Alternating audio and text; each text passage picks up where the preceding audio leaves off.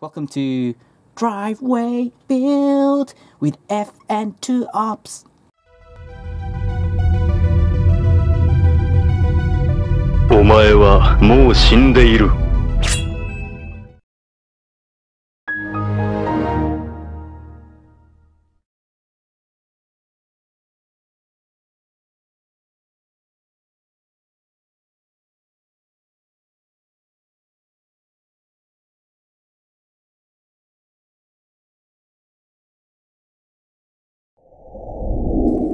Right guys, I thought I would just show you the progress with this sensor.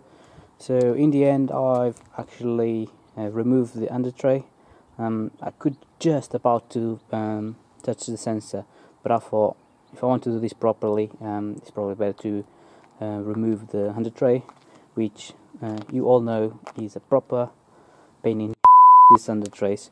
There's loads and loads of these clips you can see here and some bolts, and just to let you know, be prepared because these 11-12 years old bolts, they will give up at some point.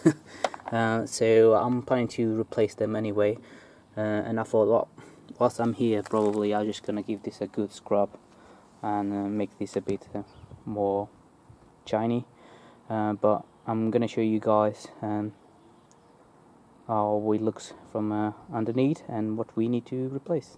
Here we go guys, so here we have the primary O2 sensor, and here we got the secondary O2 sensor, and then we got a free slot here that we're gonna use for our air fuel ratio.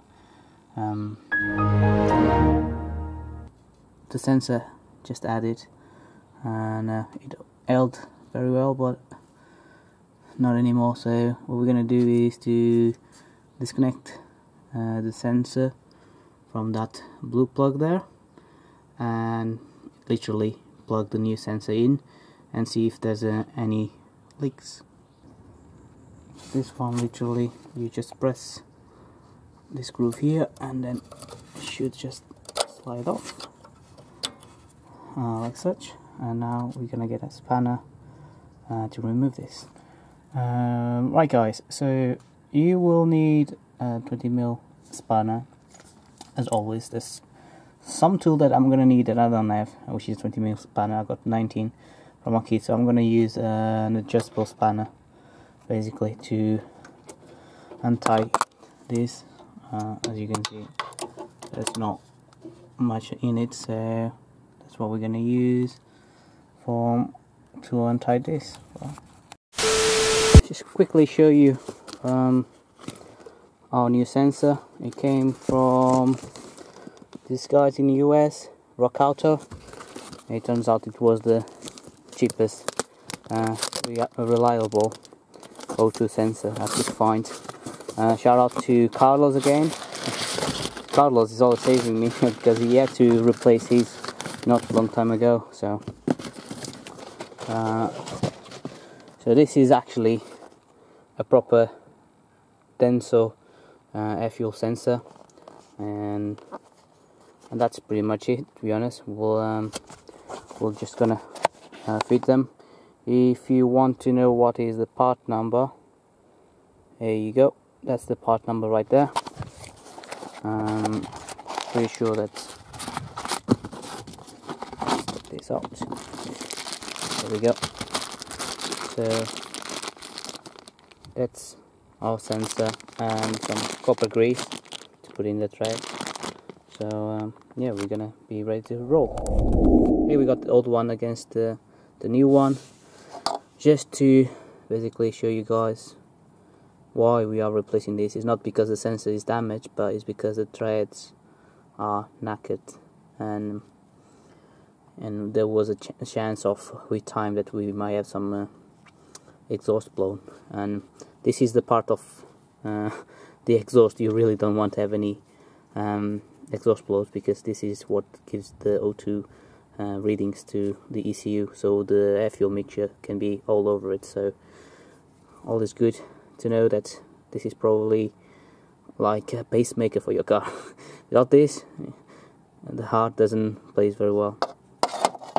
So here we go, we got the new one, and yeah, we're just gonna try to fit them. Right guys, the new sensor is in. I've tried to find a nice angle to show me actually fitting it, but it was not working, and to be honest, there's not much to say. Obviously I copper slipped the thread, and I'll put it, I tightened the nuts, and that's it pretty much. Everything is connected now, and we're just gonna start it and see how if there's any leaks or anything, but hopefully not, and hopefully that's our job done. As again, it's really difficult to record anything. I mean, this is literally how much space I got. So yeah, welcome to Driveway Build with FN2 Ops. Right, so this is the moment of truth. I just plugged on data just in case something strange happens, and yeah, fingers crossed.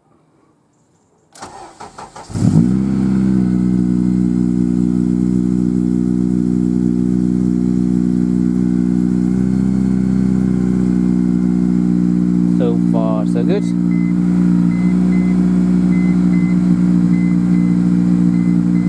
We just need to see if we got any leaks down there. This is what happens when you got a lightweight wheel. When at my 18th OEM, it will spin really slowly. With the 18th race, look at the difference, man. Alright guys, it's a bit loud here, but as you can see, fortunately I don't think we got any leaks, which is good. That's exactly what we want.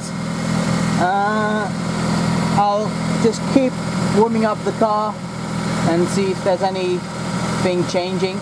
That's why we are logging to on data, but so far big success.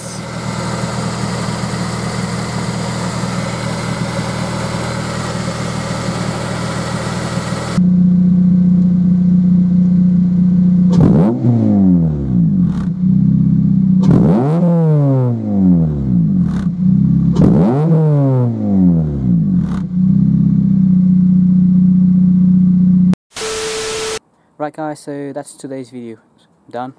Again, a quick one, but something that I was really getting frustrating to get it sorted, because I couldn't drive my car without this sensor, and now I'm feeling a bit more relief. So I'm just literally gonna go for a run next week or so, do some data loggings, and to make sure that everything is perfect, and send it to my personal tuner, which is Carlos. Carlos has been on this with me for a long time, so yeah, I really appreciate all your help, mate. Once again, apologies if this was a really boring or quick video. Actually meant a lot to me and to the car. So it's just time to review the data log, which I'm pretty sure it is fine, and go for a spin and do more data logs. Until the next video guys, have a nice one. Bye.